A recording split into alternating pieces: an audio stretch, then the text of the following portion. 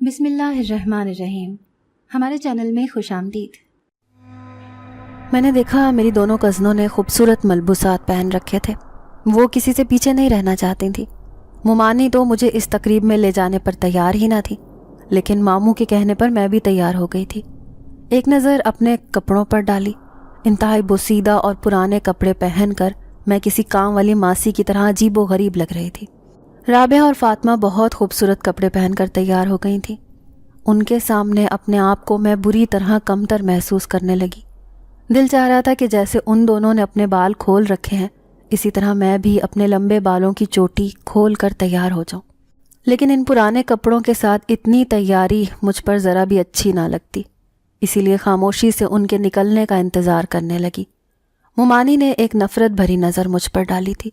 وہ پہلے بھی مجھ سے شدید نفرت کرتی تھیں، لیکن اگر کبھی ماموں کے کہنے پر میں ان کے ساتھ چلی جاتی تو ان کی نفرت میں کئی گنا اضافہ ہو جایا کرتا تھا، کیونکہ وہ اپنی دونوں بیٹیوں کو سب سے آگے رکھنا چاہتی تھیں۔ میں نے سنا تھا کہ محلے میں سامنے والے خوبصورت بنگلے میں نئے لوگ آ کر بسے ہیں۔ انہوں نے ہی یہ پروقار تقریب رکھی تھی جس میں ہم سب بھی شرکت کر رہے تھے۔ سنا تھا کہ وہ بہت امیر کبیر اور پیسے والے ہیں، اسی لیے لذیذ کھانوں کی خوشبو ابھی صحیح محسوس ہو رہی تھی۔ بنگلے کو اس قدر خوبصورتی سے سجایا گیا تھا جیسے کسی محل کو سجایا جاتا ہے۔ جب میں نے سنا کہ ان کے گھر سے بہت بڑی دعوت کا پیغام آیا ہے تو دل چاہ رہا تھا کہ میں بھی اس دعوت میں چلی جاؤں، لیکن ممانی کا خوف مجھ پر بری طرح حاوی تھا۔ میں جانتی تھی کہ وہ میرا آنا جانا پسند نہیں کرتی، اسی لیے خاموشی سے انہیں تیار ہوتا دیکھتی رہی۔ لیکن جیسے ہی ماموں نے مجھے کہا کہ تم بھی ہمارے ساتھ چل رہی ہو تو میں نہایت خوشی خوشی تیار ہو گئی۔ میرے پاس پہننے کو تو ایک بھی ڈھنگ کا جوڑا نہ تھا۔ دل چاہ رہا تھا کہ فاطمہ یا ربیہ سے ان کا سوٹ مانگ لوں، لیکن مانگنے کی عادت مجھ میں نہ تھی۔ بس جو پہننے کو مل جاتا خوشی سے پہن لیا کرتی تھی۔ اسی لیے وہ پرانا سا جوڑا ہی پہن کر کھڑی ہو گئی، جسے دیکھ کر رابعہ اور فاطمہ نے ایک دوسرے کو ہنس کر دیکھا تھا، جیسے میرا مذاق بنایا ہو، لیکن میں نظریں جھکا کر کھڑی تھی۔ پھر تھوڑی ہی دیر بعد میں بھی سارے گھر والوں کے ساتھ اس محفل میں جا پہنچی۔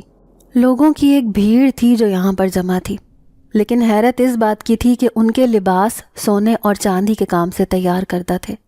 رابعہ اور فاطمہ اٹھلا اٹھلا کر پوری محفل میں گھوم رہی تھیں، جبکہ میں ایک کونے میں دبکی اپنے کمتر لباس کی وجہ سے سمٹ کر درخت کے نیچے کھڑی تھی۔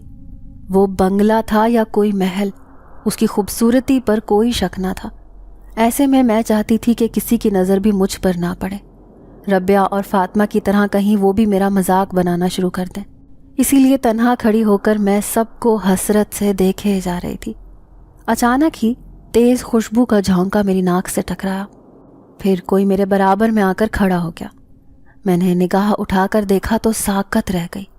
وہ خوبصورت آنکھوں والا ایک نوجوان تھا جو مجھے بڑے غور سے دیکھ رہا تھا۔ اس کا لباس اور چہرہ اس قدر خوبصورت تھا کہ میں نظریں جھکا کر رہ گئی۔ دل چاہ رہا تھا کہ زمین پھٹے اور میں اس میں سما جاؤں، کہیں ایسا تو نہیں کہ وہ مجھے کوئی نوکرانی سمجھ رہا ہے۔ یہی سوچ کر میں وہاں سے فرار ہونا چاہتی تھی۔ اچانک ہی اس نوجوان نے میرا ہاتھ تھاما تھا۔ وہ مجھے کھینچ کر کہیں لے جا رہا تھا۔ میں اسے ایسا کرنے سے منع کرنا چاہ رہی تھی، لیکن وہ مسلسل مجھے اپنے ساتھ لے کر چل رہا تھا۔ تمام لوگ حیرت سے آنکھیں پھاڑے مجھے اور اس نوجوان کو دیکھے جا رہے تھے۔ میں شرمندگی سے زمین میں گڑنے کو تھی۔ وہ مجھے لے کر ایک کمرے میں چلا گیا۔ وہاں پر پہلے سے ہی موجود لوگ جیسے میرے ہی آنے کے منتظر تھے۔ میں نے دیکھا ایک خوفناک شکل والی عورت نے میرے سر پر لال دوپٹہ ڈال دیا۔ سامنے کھڑا وہ لمبا چوڑا مولوی مجھ سے نکاح میں قبول ہے کہنے کو کہہ رہا تھا۔ تبھی میری گردن اس بات میں ہل گئی۔ میں نہیں جانتی تھی کہ یہ سب کیا ہو رہا ہے، ہاں لیکن میں کسی ٹرانس کی کیفیت میں تھی، کچھ بھی سمجھ نہیں سکی کہ آخر اس امیر لوگوں کی محفل میں میرے ساتھ یہ سب کیا ہو رہا تھا۔ میرا نام شازمین ہے۔ میں ایک یتیم لڑکی تھی۔ بچپن سے ہی ماں باپ کا سایہ میرے سر سے ہٹ گیا تھا۔ اس کی وجہ یہ تھی کہ ایک کار ایکسیڈنٹ میں وہ جانبر نہ ہو سکے تھے۔ یوں میری ذمہ داری میرے ماموں پر آ گئی، کیونکہ ددیال میں سے صرف میری 2 پھپھو ہی تھی۔ سسرال کے ہوتے ہوئے وہ دونوں میری ذمہ داری اٹھانے کو تیار نہ تھیں۔ ذمہ داری تو ماموں بنانا چاہتے تھے کیونکہ پہلے سے ہی ان کی 2 بیٹیاں تھیں، لیکن لوگوں کے کہنے پر بالآخر وہ مجھے رکھنے پر آمادہ ہو گئے۔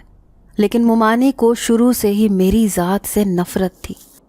وہ ہر وقت ماموں کو یہی طعنہ دیتی رہتی کہ پہلے سے ہی تمہارے پاس دو بیٹیاں ہیں تو تمہیں اسے پالنے کی کیا ضرورت تھی؟ کیا میں نے تمہاری زندگی میں کوئی کمی چھوڑی تھی جو تم نے اس یتیم کی ذمہ داری اٹھا لی؟ ماموں اپنی بیوی سے کہتے تھے کہ کچھ خدا کا خوف کرو، وہ ایک یتیم لڑکی ہے، اگر میں اسے نہ پالتا تو وہ کسی یتیم خانے میں پل جاتی، کیونکہ خدا نے اس کی زندگی بنائی ہے، کسی نہ کسی صورت وہ اسے جینے کا آسرا دے ہی دیتا۔ ممانی کی نفرت اب ان کی بیٹیوں میں بھی آ گئی تھی۔ وہ میری ذات سے ہر وقت پریشان رہا کرتی تھیں۔ انہیں میرا ہنسنا، بولنا، ان کے کمرے میں سونا بے حد چبھنے لگا تھا۔ جیسے جیسے میں بڑی ہوتی جا رہی تھی ایسے محسوس ہوتا تھا جیسے ممانی اور ان کی بیٹیوں کی نفرت میں بھی اضافہ ہوتا جا رہا ہے۔ اس کی وجہ شاید میری وہ معصوم خوبصورتی تھی جس سے میں خود بھی واقف نہ تھی۔ ہاں، لیکن جب آئینے کے سامنے کھڑی ہو کر اپنے آپ کو دیکھنے لگتی تو ممانی کی چیختی ہوئی آواز پر بھاگتی ہوئی میں وہاں سے ہٹ جایا کرتی تھی۔ پھر ممانی طعنے دیتی کہ اپنے حسن کے جلوے کہیں اور جا کر دکھانا، یہاں پر تمہیں دیکھنے والا کوئی نہیں۔ ان کے دل برداشتہ رویوں سے دھیرے دھیرے میں بہت احساس کمتری کا شکار ہوتی جا رہی تھی۔ یوں تو مجھے کہیں بھی شادی وغیرہ کی تقریب میں لے کر نہیں جاتی تھی، لیکن پھر بھی کبھی کبھار میں کسی محفل یا شادی کی تقریب میں چلی جاتی تو وہاں پر لوگ مجھے یہ ضرور کہتے تھے کہ شازمین تو بالکل اپنی ماں کی دوسری پرچھائی ہے۔ میں نے ایک بار اپنی ماں کی تصویر دیکھی تھی۔ میں جانتی تھی کہ جوانی میں آنے کے بعد میں بالکل اپنی ماں جیسی دکھتی ہوں، کیونکہ وہ بھی بہت خوبصورت تھیں۔ جیسے تیسے ایک سرکاری اسکول میں میٹرک تک تعلیم حاصل کر چکی تھی، لیکن اب پورے گھر کی ذمہ داری میرے سر پر تھی۔ ربیہ اور فاطمہ سے چھوٹی ہونے کے باوجود میں نے گھر کے سارے کام کاج کرنا سیکھ لیے تھے۔ میٹرک کے بعد میرا دل چاہتا تھا کہ میں بھی کالج میں پڑھ کر اپنی تعلیم جاری رکھوں، لیکن ممانی نے اس بات سے صاف انکار کر دیا۔ ابھی میٹرک کیے ہوئے مجھے کچھ عرصہ ہی ہوا تھا جب گاؤں میں رہنے والی میری ایک پھپھو مجھ سے ملنے آئی۔ مجھے اپنے ساتھ کچھ دنوں کے لیے لے کر جانا چاہتی تھیں۔ ماموں نے اجازت دے دی، اور ممانی تو چاہتی تھی کہ میری کسی طرح ان سے جان چھوٹ جائے، اسی لیے کسی نے بھی مجھے ان کے ساتھ جانے سے منع نہ کیا۔ اب میں پھپھو کے ساتھ گاؤں آ گئی۔ وہاں سب کہنے لگے، دیکھو تو صحیح، یہ بالکل اپنی ماں جیسی ہے۔ میں ان کی بات سن کر مسکرا دی۔ پھپھو گاؤں میں رہتی تھیں، ان کا بڑا سا گھر تھا۔ اس کے بیچوں بیچ ایک درخت بھی تھا۔ وہ درخت بہت خوبصورت تھا، لیکن کوئی بھی اس کے سائے تلے کھڑا نہیں ہو سکتا تھا۔ میں دیکھتی تھی کہ اس کے پاس جانے سے سب لوگ بہت گھبراتے تھے۔ ایک دن بے دھیانی میں اس کے نیچے کھڑی ہو گئی۔ تبھی پھپھو نے مجھے تیزی سے وہاں سے کھینچ لیا، کہنے لگی دوبارہ اس درخت کے پاس مت آنا۔ میں حیران تھی کہ آخر انہوں نے ایسا کیوں کہا۔ پھر یہی بات میں نے اپنی پھپھو کی بیٹی سے پوچھی تو وہ کہنے لگی، شازمین باجی، اس درخت کے اوپر ایک جنات کا سایہ ہے۔ اس کی بات نے میرے اندر خوف کی لہر دوڑا دی۔ میں سوچ بھی نہیں سکتی تھی کہ ایسا حقیقت میں بھی ہو سکتا ہے، کیونکہ کبھی بچپن میں یہ بات سنتی تھی کہ جنات اکثر درختوں یا ویران گھروں میں موجود ہوتے ہیں، لیکن وہ سب تو بڑے آرام سے اس گھر میں رہ رہے تھے۔ پھر میں اپنی اس کزن سے کہنے لگی، کیا تمہیں وہ جنات پریشان بھی کرتا ہے؟ تو وہ کہنے لگی، نہیں، کیونکہ ہم اس کے پاس آتے جاتے ہی نہیں اور نہ ہی اسے تنگ کرتے ہیں، اس لیے وہ ہمیں کچھ نہیں کہتا۔ یہ بات بڑی عجیب سی تھی، لیکن مجھ سے ایک بہت بڑی غلطی ہو گئی۔ ایک دن جب سارے گھر والے کسی کی فوتگی پر گئے ہوئے تھے، گھر میں صرف میری چھوٹی کزن اور میں ہی تھی، اچانک ایک پتنگ اڑتی ہوئی آئی اور اس درخت میں پھنس کر رہ گئی۔ تبھی دروازے سے ایک بچہ دوڑتا ہوا آیا، مجھے کہنے لگا کہ باجی میں اپنی پتنگ لینے آیا ہوں۔ میں یہ بات بھول گئی کہ اس درخت کے پاس تو کوئی آتا جاتا ہی نہیں۔ یوں میں وہاں گئی اور اس درخت سے پتنگ اتار کر اس بچے کو دے دی، لیکن میرا دوپٹہ درخت کی ہی شاخوں میں بری طرح پھنس گیا تھا۔ میں اسے کھینچنے لگی تو وہ ہٹنے کا نام ہی نہیں لے رہا تھا۔ میں پریشان ہو گئی کہ آخر ایسا کیوں ہوا تھا۔ زور لگا لگا کر دوپٹے کو کھینچا تو درخت کی ایک بڑی سی شاخ ٹوٹ کر نیچے گر گئی۔ اچانک ہی ایک تیز ہوا کا جھونکا آیا۔ میرے بال جو بہت لمبے اور خوبصورت تھے کھل کر ہوا میں ایسے بکھرے کہ مجھے معلوم ہی نہ ہوا کہ میرے ساتھ یہ ہوا کیا ہے۔ میں حیران تھی کیونکہ اس سے پہلے تو ہوا کا دباؤ بالکل بھی موجود ہی نہ تھا۔ پھر میں نے وہ پتنگ تو بچے کے حوالے کر دی، لیکن خود گم سم سی ہو کر کمرے میں گئی تو میری کزن نے مجھے دیکھتے ہی چیخ ماری، وہ میری شکل دیکھ کر بری طرح بھاگی۔ میں حیران تھی کہ آخر اس نے ایسا کیا دیکھ لیا ہے۔ لیکن جب شام کو سارے گھر والے اکٹھے ہوئے تو میری طبیعت بہت زیادہ خراب ہو گئی۔ مجھے سخت بخار نے گھیر لیا۔ پھپھو پریشان ہو گئیں کہ آخر میرے ساتھ یہ سب کیا ہوا تھا، لیکن چھوٹی کزن نے بتا دیا کہ شازمین باجی اس درخت کے نیچے گئی تھیں، وہیں پر اسے نہ جانے کیا ہوا ہے۔ جب یہ کمرے میں آئیں تو اس کی آنکھیں بالکل سفید اور چہرے کا رنگ پیلا پڑا ہوا تھا۔ یہ بہت ڈراؤنی لگ رہی تھیں، اسی لیے میں اس سے ڈر کر بھاگی تھی۔ پھر پھپھو کی ساس، جو کہ ایک بزرگ عورت تھی، وہ اپنی بہو سے کہنے لگیں کہ جاؤ اسے واپس اس کے ماموں کے گھر چھوڑا، ایسا نہ ہو کہ اس کی بیماری ہمارے گلے پڑ جائے۔ انہوں نے بڑی جلدی میں مجھے ماموں کے گھر بھیج دیا۔ میں نہیں جانتی تھی کہ وہ یہ سب کیوں کر رہے ہیں، کیونکہ پھپھو تو مجھے 2 مہینے کے لیے اپنے ساتھ لے کر گئی تھی، لیکن انہوں نے مجھے صرف 1 ہی مہینے میں واپس ماموں کے گھر بھیج دیا تھا۔ یہاں آ کر بھی میری طبیعت ٹھیک نہیں ہو رہی تھی۔ اس کے باوجود مامی مجھ سے پورے گھر کا کام کروا رہی تھی۔ میں جانتی تھی کہ کام کے بدلے ہی تو وہ مجھے اس گھر میں رکھ رہی تھی، ورنہ تو وہ کب کا گھر سے نکال دیتی۔ ماموں کا محلہ بہت پرانا تھا۔ یہ محلہ جب سے آباد تھا جب ہندو یہاں پر رہتے تھے۔ اسی گلی میں ایک بہت بڑی حویلی بھی تھی، لیکن چند سال پہلے اسے ایک آدمی نے خرید کر خوبصورت بنگلے کی شکل دے دی تھی۔ لیکن نہ جانے ایسا کیا ہوا کہ وہ آدمی اور اس کا خاندان اس حویلی میں رہ ہی نہ پایا۔ وہ خوبصورت بنگلہ جو اس نے بڑے چاؤ سے تعمیر کروایا تھا، وہ ابھی تک خالی پڑا ہوا تھا۔ یوں اس خالی بنگلے کو کئی سال گزر گئے۔ تقریباً 10 سال بعد محلے والوں نے سنا جب اسے کسی نے دوبارہ سے آباد کر لیا ہے۔ وہ ایک انجان خاندان تھا جو یہاں آ کر بسا تھا۔ نہ وہ کسی سے ملتے جلتے تھے، نہ کسی کے گھر آتے جاتے تھے۔ ابھی انہیں آئے ہوئے چند دن ہی ہوئے تھے جب انہوں نے پورے محلے کی اپنے گھر میں دعوت کی۔ وہ خاصے امیر کبیر اور پیسے والے لوگ تھے۔ ان کے پہناوے دیکھ کر ایسے لگتا تھا جیسے سونے اور چاندی کے زیورات سے انہیں تیار کیا گیا ہو۔ لیکن حیران کن بات یہ تھی کہ جب سے وہ آئے تھے تب سے دن کے وقت اس بنگلے میں سناٹا چھایا رہتا تھا، لیکن جیسے ہی رات ہوتی تو وہاں پر چراغاں روشن ہو جاتا۔ خوب ہنگامہ اور شور شرابہ اس بنگلے میں مچ جاتا تھا۔ ایسے ہم تو بالکل ہی اس بنگلے کے برابر میں رہتے تھے، اسی لیے میں اکثر گھر کی چھت پر کھڑے ہو کر وہاں پر دیکھنے کی کوشش کرتی کہ آخر وہاں پر رہنے والے لوگ ہیں کون، لیکن وہ مجھے کبھی بھی دکھائی نہ دیے۔ ایک بار جب میں بہت اداس تھی، مجھے امی ابو کی یاد نے بہت ستایا۔ ویسے بھی جب ماموں ممانی اپنی بیٹیوں سے محبت کا اظہار کرتے تھے تو ایسے میں ان کی کمی شدت سے محسوس کرتی تھی۔ اس دن بھی میں چھت پر کھڑی ہو کر اداسی سے چاند کو دیکھ رہی تھی جب اچانک میری نظر بنگلے کے کمرے کی ایک کھڑکی پر پڑی۔ وہاں پر مجھے ایک چہرہ جھانکتا ہوا محسوس ہوا، جیسے وہ مجھے ہی دیکھ رہا ہو، کیونکہ کسی کی سفید آنکھیں بڑے غور سے میرا جائزہ لے رہی تھیں۔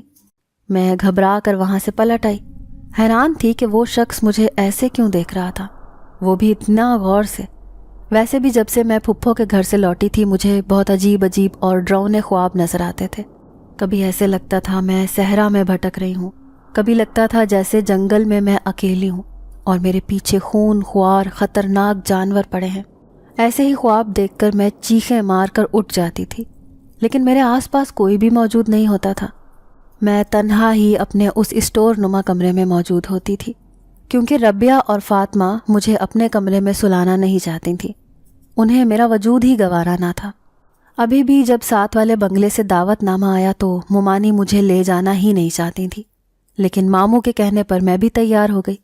ایسے میں میری دونوں کزنیں میرا پرانا سوٹ دیکھ دیکھ کر ہنس رہی تھیں۔ شاید اس محفل میں جا کر میں احساس کمتری کا شکار ہونے والی تھی، لیکن دل پر جبر کر کے چلی ہی گئی۔ وہاں پر کھڑے ہوئے سارے لوگ بہت عجیب و غریب حلیے میں ملبوس تھے۔ میں بھی ایک کونے میں سمٹی سمٹائی کھڑی تھی جب ایک خوبصورت نوجوان میرے پیچھے آ کر کھڑا ہوا، کہنے لگا، آپ اس تقریب کی سب سے خوبصورت لڑکی ہیں۔ وہ یقیناً میرا مذاق بنا رہا تھا۔ میں نظریں جھکا کر رہ گئی، لیکن اس کی اگلی بات نے مجھے حیران کر دیا جب وہ کہنے لگا کہ میں اپنے گھر والوں کو تمہارے رشتے کے لیے بھیجنا چاہتا ہوں۔ وہ مجھے جانتا ہی نہیں تھا، پھر اتنی بڑی بات کیسے کر سکتا تھا؟ میں گھبرا کر وہاں سے دوڑتی ہوئی ماموں کے پاس آ کر کھڑی ہو گئی۔ پھر تھوڑی دیر کے بعد کھانا کھول دیا گیا۔ اتنا لذیذ اور ذائقے دار کھانا شاید میں نے اپنی زندگی میں نہیں کھایا تھا۔ لیکن اس پوری محفل میں اس نوجوان کی نظریں مجھ ہی پر ٹکی رہیں۔ وہ مجھے دیکھ دیکھ کر مسکراتا رہا۔ میں پوری طرح گھبرا گئی۔ اگر ماموں ممانی مجھے دیکھ لیتے تو نہ جانے وہ کیا سمجھتے، اسی لیے میں اس سے بچنے کی کوشش کر رہی تھی۔ پھر جیسے ہی محفل ختم ہونے کے بعد ہم گھر لوٹے تو ممانی کہنے لگی، دیکھو تو صحیح کتنے امیر لوگ تھے، سب کو تحفے میں سونے کی انگوٹھیاں دی ہیں۔ میری انگوٹھی تو بہت خوبصورت ہے، میں اسے سنبھال کر رکھوں گی۔ یہ بات سچ تھی۔ ان امیر لوگوں نے ماموں ممانی سمیت سب لوگوں کو ہی تحفے تحائف دیے تھے، لیکن میرے حصے میں جو انگوٹھی آئی تھی وہ میں نے سب سے چھپا لی تھی۔ جیسے ہی کمرے میں جا کر اس انگوٹھی کو دیکھا تو حیران رہ گئی۔ سب لوگوں کو ملنے والی انگوٹھی سونے کی تھی، جبکہ میری خوبصورت انگوٹھی ہیرے سے جڑی ہوئی تھی۔ اس کا ہیرا میرے کمرے کے اندھیرے میں یوں جگمگا رہا تھا جیسے اس کی روشنی چاند جیسی ہو۔ میں نے وہ انگوٹھی چھپا کے رکھ دی۔ جب رات کو بستر پر لیٹی تو اس خوبصورت نوجوان کی آواز میرے کانوں میں آئی کہ میں اپنے گھر والوں کو تمہارے رشتے کے لیے بھیجوں گا۔ کیا وہ سچ کہہ رہا تھا؟ واقعی میں میری قسمت کھل جائے گی؟ کیا وہ مجھ سے شادی کرے گا؟ یہی سوچ کر مجھے بہت خوبصورت سپنے آئے۔ میں اچھے دنوں کے خواب دیکھتے دیکھتے گہری نیند میں چلی گئی، لیکن دوسرے دن غضب ہو گیا جب ربیہ نے میرے کمرے میں وہ انگوٹھی دیکھ لی۔ وہ اسٹور میں کوئی چیز لینے آئی تھی۔ جب اس کی نظر انگوٹھی پر پڑی، وہ میں نے چھپا کر رکھی تھی، لیکن نہ جانے سامان ڈھونڈنے کے دوران اس کے ہاتھ وہ لگ گئی۔ اس نے وہ انگوٹھی ماں کے ہاتھ پر رکھ دی تو ممانی نے مجھے تھپڑ دے مارا۔ کہنے لگی، یہ انگوٹھی اپنے کسی یار سے لے کر آئی ہے، ہم سب کو تو سونے کی انگوٹھی ملی ہے، جبکہ تیری انگوٹھی تو ہیرے کی نظر آ رہی ہے۔ لگتا ہے تو نے وہاں کسی امیر لڑکے سے چکر چلا لیا ہوگا۔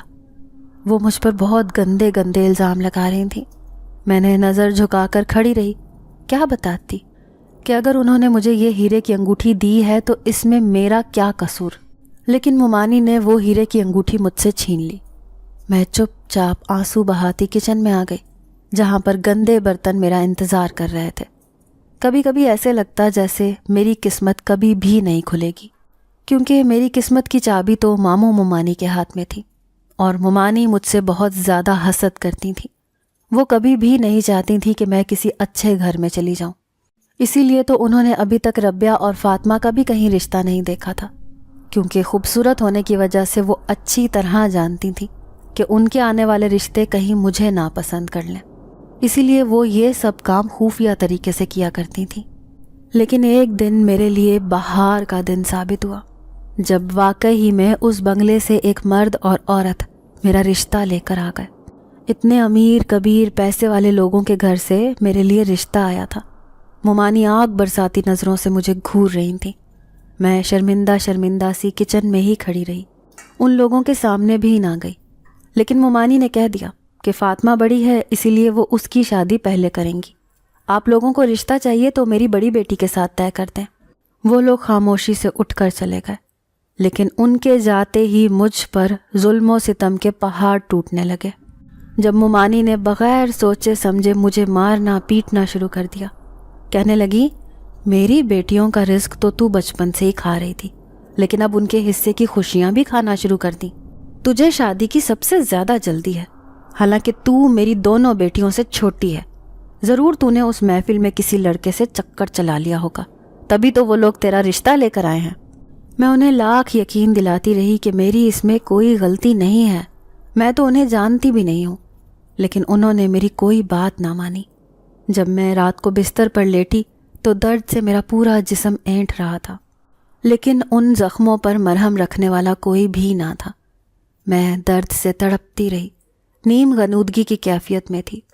مجھے ایسا محسوس ہوا جیسے میرے پاس کوئی موجود ہو، کوئی تھا جو میرے زخموں کو سہلا رہا تھا، جس کی بھینی بھینی خوشبو میرے آس پاس پھیلی تھی۔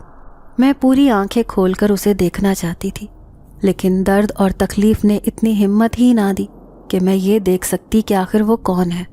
لیکن یہ بہت ہی خوبصورت احساس تھا، ایسے لگ رہا تھا میری ساری تھکن سارے درد دور ہو گئے ہیں۔ میں جو اتنی تکلیف میں مبتلا تھی اب ساری تکالیف بھول کر گہری نیند میں چلی گئی۔ پھر ایک دن جب میں کپڑے دھو رہی تھی، کپڑے سکھانے میں چھت پر گئی تو اچانک میرے پیچھے کوئی آ کر کھڑا ہوا۔ میں جیسے ہی پیچھے مڑی تو حیران رہ گئی۔ وہ وہی خوبصورت نوجوان جو اس بنگلے میں رہتا تھا، وہ میرے سامنے موجود تھا۔ آپ کون ہیں؟ میں گھبرا کر اس سے کہنے لگی۔ وہ اوپر کیسے آ گیا تھا؟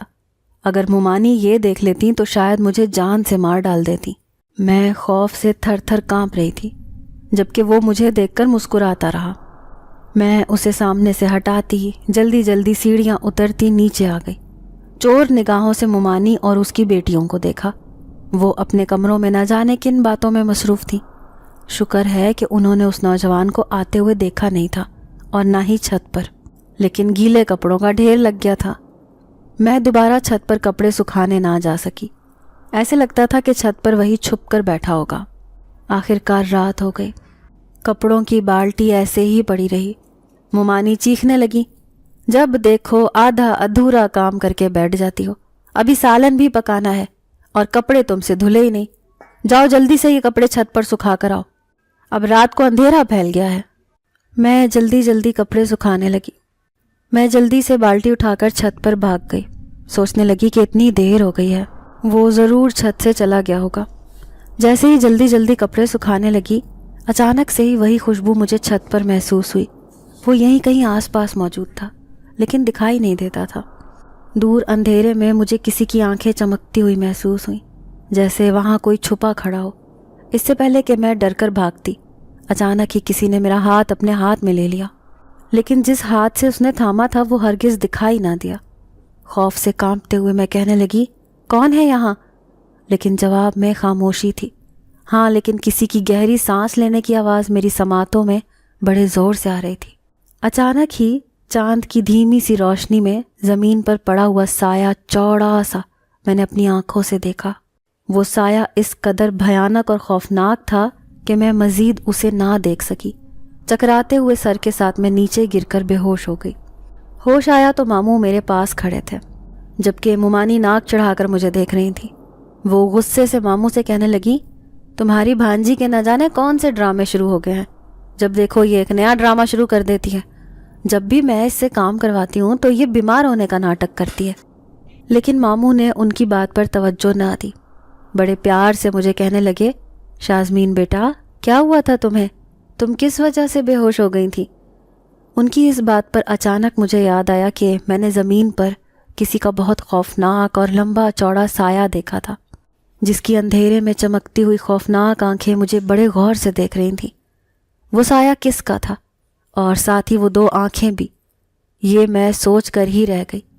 میں نے ماموں کی بات کا کوئی بھی جواب نہ دیا، لیکن اب میری طبیعت ٹھیک نہیں رہتی تھی۔ ایسے لگتا تھا جیسے کوئی گھر میں مجھے دیکھ رہا ہو، کوئی نہ کوئی وجہ ضرور تھی۔ ساتھ ہی محلے کے لوگ بھی عجیب عجیب باتیں کر رہے تھے کہ بنگلے میں رہنے والے لوگ ٹھیک نہیں ہیں، یہ راتوں کو اپنی محفل منعقد کرتے ہیں، جبکہ دن کے وقت یہاں سناٹا چھایا رہتا ہے۔ رات کو کافی لوگوں نے اس بنگلے میں عجیب و غریب سے حلیے والی مخلوق کو بھی دیکھا تھا، کیونکہ ان کی ہاہاکار سن کر محلے والے بہت پریشان تھے۔ وہ کسی بھی طرح کر کے اس بنگلے کو خالی کروانا چاہتے تھے، لیکن امیر لوگوں کے پیسوں سے متاثر غریب محلے والے کچھ بھی نہ بول سکتے تھے۔ وہ ان سب کی باتیں چپ چاپ برداشت کر رہے تھے۔ پھر ایک دن جب مجھے نیند نہیں آ رہی تھی تو حبس اور گرمی سے پریشان ہو کر میں اوپر چھت پر چلی گئی۔ چاند پوری طرح روشن تھا۔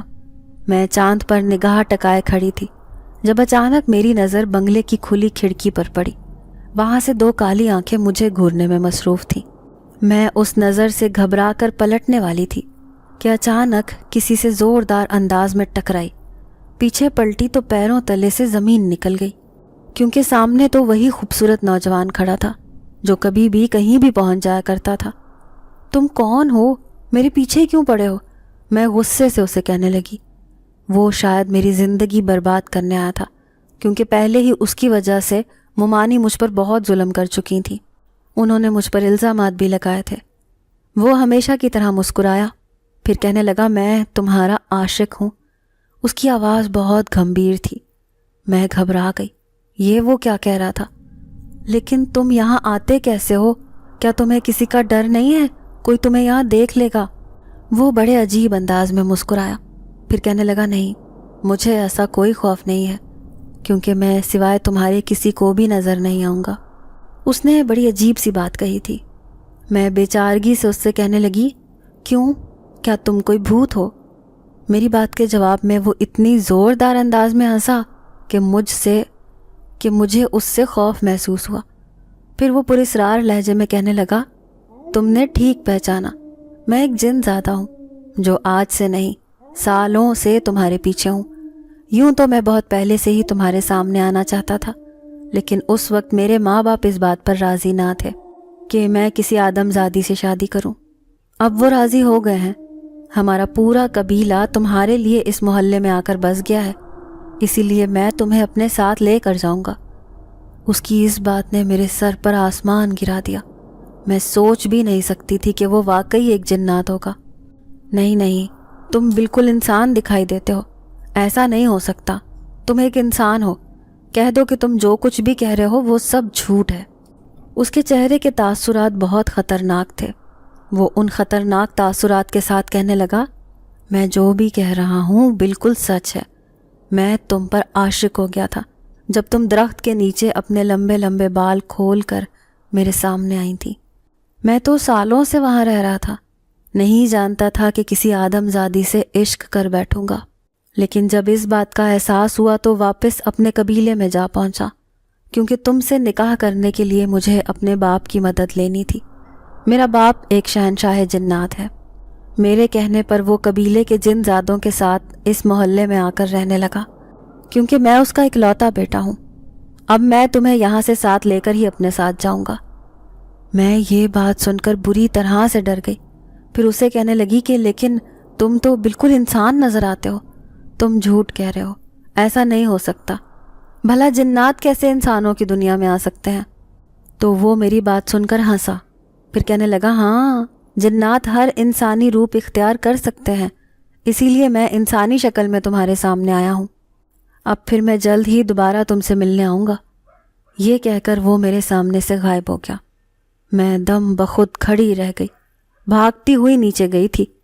پھر تو ہر روز جیسے ہی یہ ہونے ہی لگا، ہر رات کو وہ جن زادہ میرے سامنے آ جاتا۔ اس کا یہی کہنا ہوتا کہ وہ میری دنیا میں صرف اسی لیے آیا ہے کہ مجھے اپنے ساتھ لے کر جائے، کیونکہ وہ پہلے دن سے ہی میرا عاشق ہو گیا تھا۔ وہ نہ صرف انسانی روپ میں اس جگہ پر رہ رہے تھے، بلکہ اپنے پورے قبیلے کے جن زادوں کے ساتھ وہ اس بنگلے میں رہتے تھے۔ جبھی تو محلے کے لوگ عجیب و غریب باتیں کر رہے تھے۔ یہ حقیقت صرف میں جانتی تھی کہ انسانی روپ میں نظر آنے والے وہ سارے جنات تھے جو صرف رات کے وقت ہی اپنے آپ کو ظاہر کرتے تھے۔ دن کے وقت وہاں سناٹا چھایا رہتا تھا۔ پھر ایک دن میرے پیروں تلے سے زمین نکل گئی جب وہ جن زادہ رات کے وقت میرے سامنے ظاہر ہوا۔ وہ میری چارپائی کے قریب کھڑا ہوا۔ میں جانتی تھی کہ وہ کبھی بھی کہیں بھی پہنچ سکتا ہے۔ اسے دیکھ کر میں بری طرح گھبرا گئی۔ خوف سے کانپتے ہوئے مجھ سے سانس بھی نہیں لیا جا رہا تھا۔ جب وہ مجھے خوفزدہ دیکھ کر کہنے لگا، میں جلد از جلد یہاں سے جانا چاہتا ہوں، کیونکہ انسانوں کی دنیا میں ہم سارے جنات کا رہنا بہت مشکل ہو گیا ہے۔ تم بھی میرے ساتھ چلو، کیونکہ لاکھ کوشش کے باوجود بھی تمہارے گھر والے اس بات پر راضی نہیں کہ وہ تمہاری شادی مجھ سے کرتے۔ میں خوفزدہ سی اسے کہنے لگی کہ لیکن یہ ممکن نہیں ہے، تم ایک جن ہو، جبکہ میرے گھر والے اس حقیقت سے واقف بھی نہیں، کیونکہ وہ تو تمہیں بہت امیر زیادہ سمجھ کر تم سے میری شادی کرنے کے بجائے وہ اپنی دوسری بیٹیوں کو تم سے بیاہنا چاہتے ہیں۔ ایسا کرنا میرے لیے ممکن نہیں۔ تم نہیں جانتے میں ایک یتیم لڑکی ہوں جس کے آگے پیچھے کوئی بھی نہیں ہے، سوائے میرے پاس اس گھر کے دوسرا کوئی ٹھکانہ بھی نہیں ہے۔ تبھی اس کی آنکھوں میں میرے لیے محبت چمکی۔ وہ بڑے پیار سے کہنے لگا، اگر تم میرے ساتھ جانے پر راضی ہو تو میں تمہیں خوشیوں سے مالا مال کر دوں گا۔ میں تمہیں اتنا خوش رکھوں گا کہ تم اپنی اس دنیا کے سارے غم بھول جاؤ گی۔ ایسی باتیں آج تک مجھ سے کسی نے نہیں کہی تھیں۔ میں اس کی باتوں میں خود کو بھول بیٹھی اور اس کے سامنے اپنی رضامندی ظاہر کر دی۔ پھر وہ کہنے لگا، ٹھیک ہے، اب تم دیکھتی جاؤ کہ میں تمہیں اپنے ساتھ کیسے لے کر جاتا ہوں۔ یہ کہہ کر وہ میرے سامنے سے غائب ہو گیا۔ اب میں بہت خوش رہنے لگی۔ خوشگمانی کے احساس نے مجھے سارے غم بھلا دیے تھے، لیکن جب حیران رہ گئی جب ایک رات مٹھائی کے ٹوکرے اور تحفے تحائف لیے وہ سارے جنات ہمارے دروازے پر آئے۔ وہ ربیہ کا رشتہ لے کر آئے تھے۔ اسی جن زادے کے لیے۔ لیکن ماموں ممانی بہت خوش تھے۔ وہ سوچنے لگے کہ ہماری بیٹی اتنے امیر گھرانے میں چلی جائے گی، لیکن حقیقت سے وہ ناواقف تھے کہ وہ انسان نہیں بلکہ جنات کا خاندان تھا، جو محلے میں صرف اور صرف اس جن زادے کے کہنے پر آ کر بسے تھے۔ میں حیران تھی۔ جن زادے نے کہا تھا کہ وہ مجھے اپنے ساتھ اپنی دنیا میں لے کر جائے گا، لیکن وہ سب ربیہ کے ساتھ کیوں کر رہا تھا؟ میں اندر ہی اندر خوف زدہ تھی کہ ربیہ اس حقیقت سے واقف نہیں کہ اس کا رشتہ ایک انسان کے بجائے ایک جن زادے کے ساتھ طے کیا جا رہا ہے۔ لیکن میری سننے والا کوئی بھی نہ تھا، اور میں بھلا کسے یقین دلاتی کہ یہ سب کس وجہ سے ہو رہا ہے۔ پھر ماموں نے ان لوگوں کے ساتھ رشتہ طے کر دیا۔ ممانی کی آنکھوں پر ان کی دولت کی پٹی بند گئی تھی۔ وہ خوش تھیں کہ ان کی بیٹی ایک امیر بنگلے کے مالک کے گھر جا رہی ہے، جو اس کی بیٹیوں کو خوشیوں سے مالا مال کر دے گا۔ یوں رابعہ کی شادی کی تیاریاں گھر میں ہونے لگیں۔ میں خاموشی سے پورے گھر میں پھرتی رہتی، کیونکہ مجھ سے بات کرنے والا یہاں کوئی بھی نہیں تھا۔ پھر ممانی ہر آئی گئی عورت سے بلند آواز میں کہتی کہ یہ دیکھو ہماری خوشیوں سے کتنا جلتی ہے، مجال ہے جو اپنی بہن کی شادی میں ذرا بھی حصہ لے رہی ہو۔ لیکن میں آنے والے وقت سے خوف زدہ تھی۔ میں سوچتی تھی کہ جب ان پر حقیقت کھلے گی تو نہ جانے کیا ہوگا۔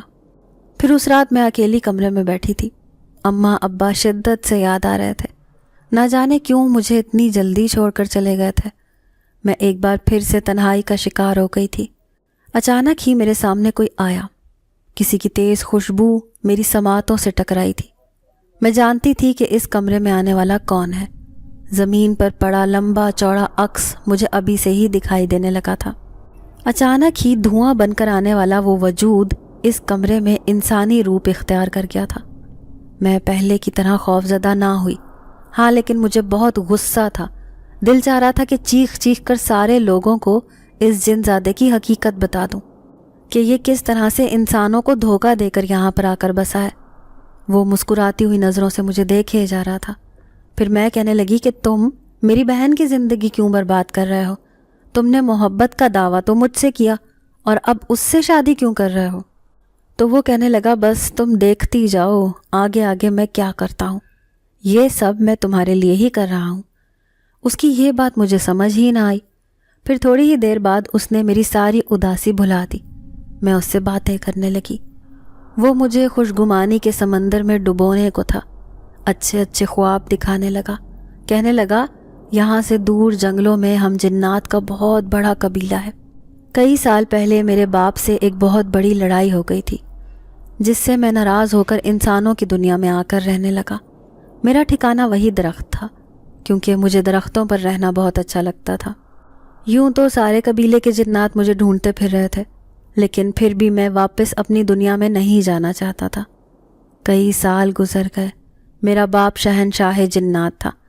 اب میں جوانی کی دہلیز پر پہنچا تو شہزادے مجھے لینے آئے اور کہا کہ اب آپ کا باپ بوڑھا ہو گیا ہے، تو اسی لیے تمہیں ہی قبیلے کی سرداری سنبھالنی ہے۔ لیکن میں انسانی دنیا کا عادی ہو گیا تھا، لیکن اس زندگی سے میں عجیب سی بیزاری محسوس کرنے لگا، کیونکہ ایک درخت پر رہ رہ کر اب میں اکتانے لگا تھا۔ اس سے پہلے کہ میں اپنا ٹھکانہ تبدیل کرتا، اچانک ہی میری نظر تم پر پڑی۔ تمہارے لمبے سیاہ بال دیکھ کر میں تمہارا عاشق ہو گیا۔ پہلی بار کسی آدم زادی کو دیکھ کر میں خوش ہوا تھا۔ میں تمہارے ساتھ ساتھ ہی رہنا چاہتا تھا، لیکن کسی احساس نے مجھے روک لیا۔ کہنے لگا کہ اگر میں ایسی حالت میں تمہارے سامنے آ گیا تو کہیں تم مجھ سے خوف نہ کھا جاؤ۔ اسی لیے میں دن رات اپنی طاقتیں حاصل کرنے لگا، تاکہ ایک طاقتور جن ذات بن کر تمہارے سامنے آ جاؤں۔ پھر تمہاری ہی خاطر میں واپس اپنے قبیلے میں گیا، جہاں پر میرا شاندار استقبال کیا گیا۔ میرا باپ جو قبیلے کا شہنشاہ تھا، وہ مجھے دیکھ کر خوشی سے نہال ہو گیا، لیکن جب میں نے اسے بتایا کہ میں ایک آدم زادی کو دلہن بنا کر اسے ساتھ لے کر آنا چاہتا ہوں، تو وہ مجھ سے ناراض ہو گیا۔ وہ دوسرے قبیلے کی ایک جن زادی کے ساتھ میرا رشتہ طے کر چکا تھا، لیکن میری ناراضگی کے خوف سے وہ اس بات پر راضی ہو گیا۔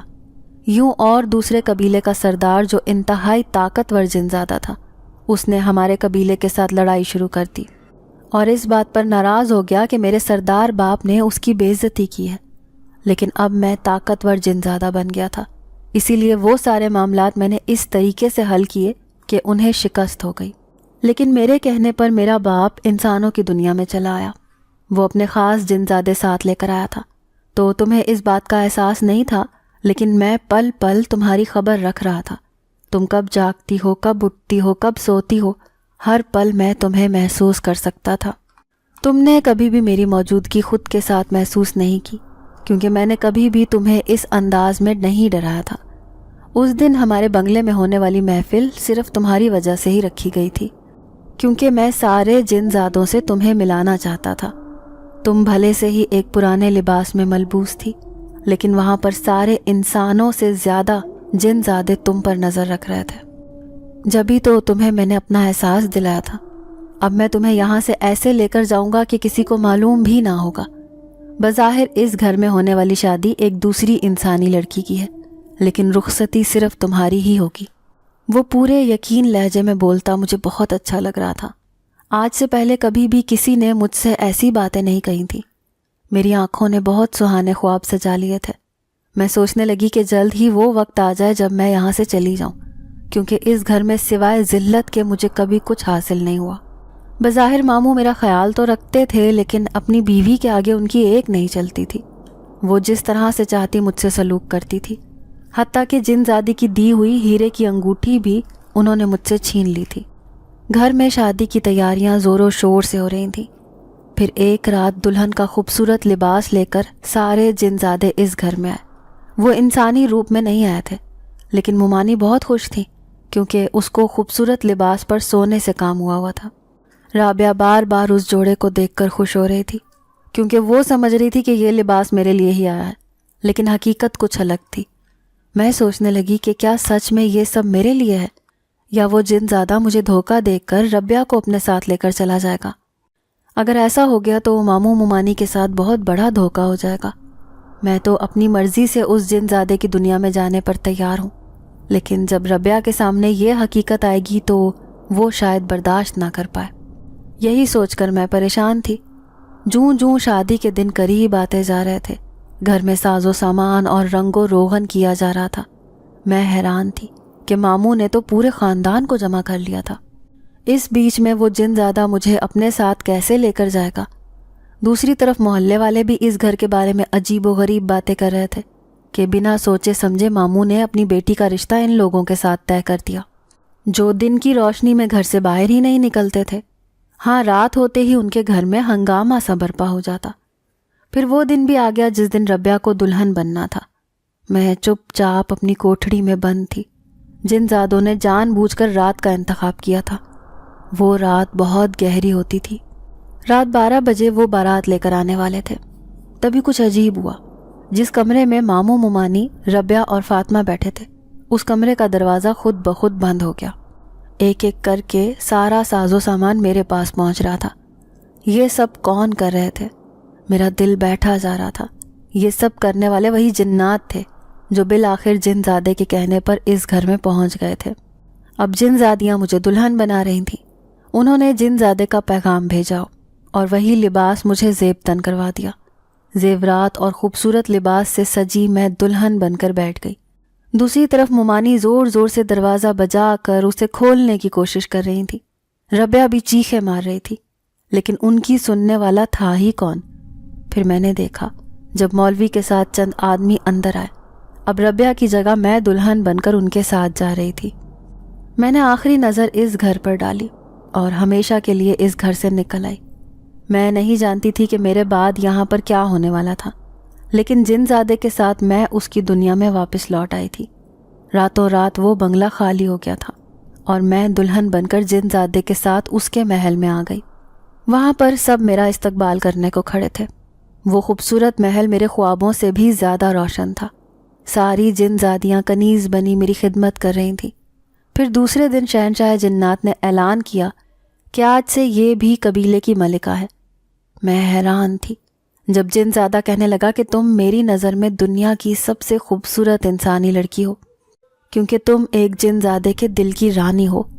اب ہر رات میرے لیے بہار کی طرح تھی۔ میں جن زادے کے ساتھ اس محل میں ایسے گھومتی جیسے کسی ملک کی شہزادی ہوں۔ ساتھ ہی سوچتی کہ نہ جانے ماموں اور مومانی میرے بارے میں کیا سوچتے ہوں گے کہ کس طرح ہمارے گھر سے فرار ہو گئی۔ कहीं वो ये ना सोचते हों कि मैंने उनकी बेटी का हक मार कर अपनी ज़िंदगी को बेहतर बना लिया। लेकिन मैं उन्हें हकीकत बताना चाहती थी। यही सोचकर मैं एक दिन जिनज़ादे से कहने लगी कि मैं एक रात के लिए वापस उसी घर में जाना चाहती हूँ। जिनज़ादा कहने लगा, तुम्हारे साथ वहाँ पर अच्छा सलूक नहीं होगा, मैं नहीं चाहता कि तुम्हें ज़रा सी भी तकलीफ़ कोई पहुँचाए। लेकिन मेरी ज़िद पर वो मुझे एक रात के लिए वहाँ ले जाने पर तैयार हो गया। फिर उस रात 12 बजे मैं महल से निकली, सीधी वहाँ पहुँची जहाँ पर मैंने अपनी पिछली ज़िंदगी गुजारी थी। मैंने देखा कि घर में हलचल सी मची हुई थी। रबिया और फातिमा की शादी हो रही थी। मैं उनकी शादी पर दिल से खुश थी। अचानक ही मैं मामू के सामने जाकर खड़ी हुई तो उन्होंने मुझे देखकर नफ़रत से मुंह फेर लिया। लेकिन जब मैंने उन्हें सारी हकीकत से आगाह किया कि किस तरह से मुझे यहाँ से लेकर जाने वाले वो इंसान नहीं बल्कि जिन्नात थे, और अगर मैं उनके साथ ना जाती तो वो जिनज़ादा रबिया को अपने साथ लेकर चला जाता। मैं अपनी खुशी और मर्ज़ी से जिन्नात की दुनिया में बस गई हूँ, जबकि रबिया के लिए ये सब सहना आसान ना होता। उन्होंने मुझे सीने से लगाकर माफ़ कर दिया। फिर कहने लगे कि आज तुमने अपनी बेटी होने का हक अदा कर दिया। मैंने तो हमेशा तुम्हें अपनी बेटी से बढ़कर चाहा है, लेकिन अपनी ज़ुबान दराज बीवी का क्या करूं, जो किसी तरह से भी तुमसे राज़ी दिखाई नहीं देती थी। मैं उनसे कहने लगी कि मामू, मैं आपको हकीकत बताने आई थी। मुझे यकीन है कि आप मामी को ये सब बताएंगे तो वो मुझे माफ़ कर देंगी। आज के बाद शायद मैं आपसे कभी मिलने ना आऊँ, क्योंकि मैं अपनी इस ज़िंदगी में बहुत खुश हूँ। इंसानों की ज़िंदगी में मुझे सिवाय दुख और तकलीफ़ों के कुछ भी ना मिला था, क्योंकि मुमानी भी मेरे लिए कभी अच्छा नहीं सोच पाई थी। मेरी आंखों में शिकवा था। मामू ने मेरे सर पर हाथ रखा तो मैं जिनज़ादे के साथ वापस उसके महल में लौट आई। मेरे एक इशारा करने पर सारे जिनज़ादियाँ मेरी खिदमत करने पर तैयार हो जाती, क्योंकि मैं इस महल की रानी हूँ। जिनज़ादे ने ना सिर्फ मुझे अपने दिल की रानी बल्कि इस महल की मलिका भी बना दिया है। मेरा जब दिल चाहता है मैं इंसानों की दुनिया में चली जाती हूँ, वो भी अपने जिनज़ाद शौहर के साथ, क्योंकि वो भी इंसानी रूप इख्तियार करके वहाँ पर चला जाता है जहाँ पर मैं उसे लेकर जाती हूँ। यूँ हम दोनों एक दूसरे के साथ खुश हैं। नाजरीन, अगर आपको आज की ये कहानी अच्छी लगी हो तो वीडियो को लाइक ज़रूर करें। अगर आपको ऐसी दहशतनाक, दिल को जकड़ देने वाली कहानियाँ पसंद हैं तो ऐसी एक कहानी रोज़ाना सुनने के लिए हमारे चैनल को सब्सक्राइब करें। इजाज़त चाहते हैं। अल्लाह हाफिज़।